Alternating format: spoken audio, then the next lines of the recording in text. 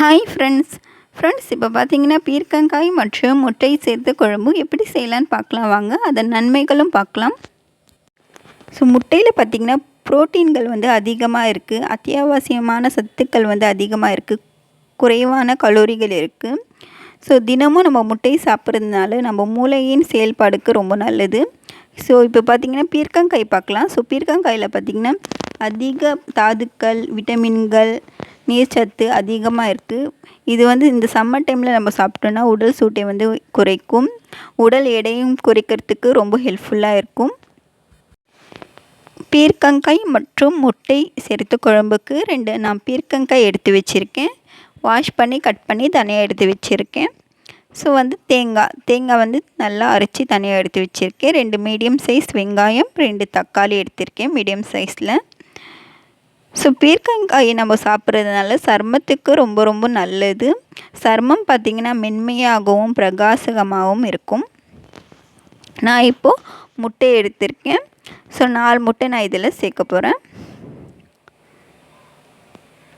So முட்டை நம்ம உடம்புக்கு ரொம்ப ரொம்ப நல்லது. டெய்லி மார்னிங் நம்ம ஒரு முட்டை அவிச்சி சாப்பிட்லாம். இப்போ நான் தக்காளி, வெங்காயம் எடுத்திருக்கேன் இல்லைங்களா. ஸோ அது தனியாக அரைச்சி மிக்சியில் எடுத்து வச்சுருக்கேன். கொத்தமல்லி ஒரு கையளவு நான் கொத்தமல்லி தண்ணியில் வாஷ் பண்ணி எடுத்து வச்சுருக்கேன். ஸோ நான் தேங்காய் ஆல்ரெடி நான் அரைச்சி ஃப்ரீசரில் வச்சுருந்தேன். ஸோ இப்போ பார்த்திங்கன்னா நான் குக்கரில் தேவையான அளவு எண்ணெய் ஊற்றிட்டேன். ஸோ நம்ம அரைச்சி வச்ச மசாலாவை நான் அதில் சேர்த்துட்டேன்.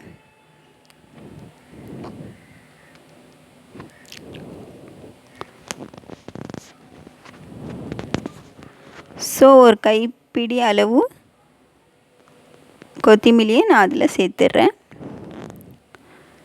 1 டீஸ்பூன் மிளகாத்தூள்,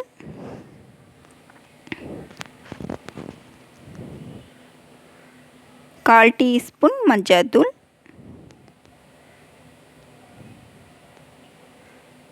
1/4 டீஸ்பூன் தனியாத்தூள்,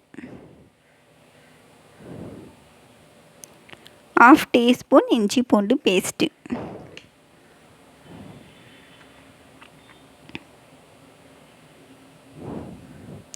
ஸோ இதெல்லாம் சேர்த்துட்டு நம்ம நல்லா மிக்ஸ் பண்ணி விட்டுடலாம்.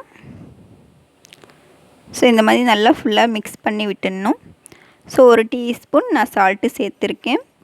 ஸோ இந்த குழம்புக்கு தேவையான டேஸ்ட்டுக்கு நம்ம சால்ட்டை சேர்த்துக்கலாம். ஓகேங்களா. ஸோ நம்ம பீர்க்கங்காய் கட் பண்ணி வச்சுருக்கோம் இல்லைங்களா. ஸோ அது நம்ம சேர்த்துக்கலாம். சேர்த்துட்டு அது ஃபுல்லாகவே மிக்ஸ் பண்ணி விட்டுடலாம் அந்த மசாலாவில். ஸோ ஃபுல்லாகவே நம்ம மிக்ஸ் பண்ணி விட்டுடணும்.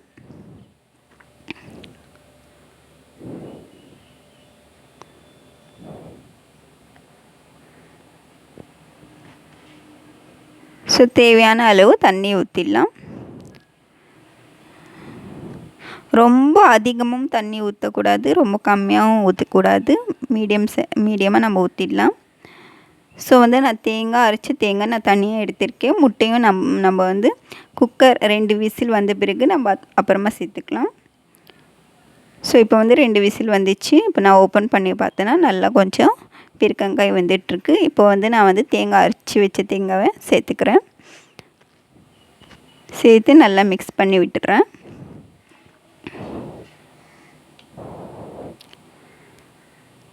இப்போ நம்ம முட்டை உடைச்சி ஒன்று சேர்த்துக்கலாம்.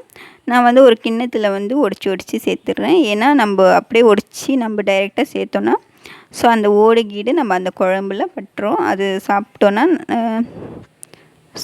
சாப்பிட்றதுக்கு நல்லதில்லை. ஸோ அதனால் நான் தனியாக ஒரு கிண்ணத்தில் முட்டை உடைச்சி சேர்த்துக்கிறேன்.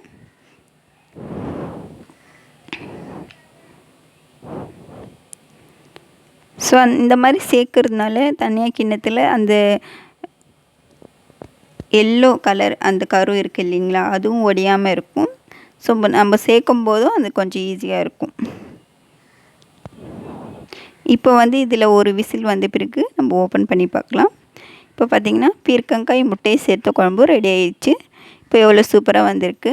அந்த முட்டை கூட பார்த்திங்கன்னா தனித்தனியாக நம்ம எடுத்தோன்னா தனித்தனியாக வந்துடும். எதுவுமே மிக்ஸ் ஆகலை, சூப்பராக வந்திருக்கு.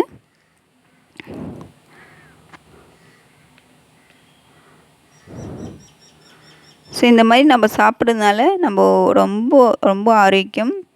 ஸோ வந்து இது பசங்களுக்கு பெரியவங்களுக்கு எல்லாமே நம்ம செஞ்சு கொடுக்கலாம். ரொம்ப ஹெல்த்தியான குழம்பு இது.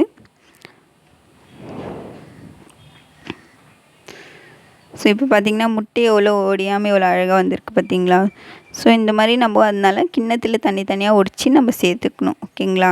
ஸோ அப்போ தான் நம்ம அந்த ஓடெல்லாம் அந்த குழம்புல படவும் படாது, நம்ம சேஃபாகவும் சாப்பிட்லாம்.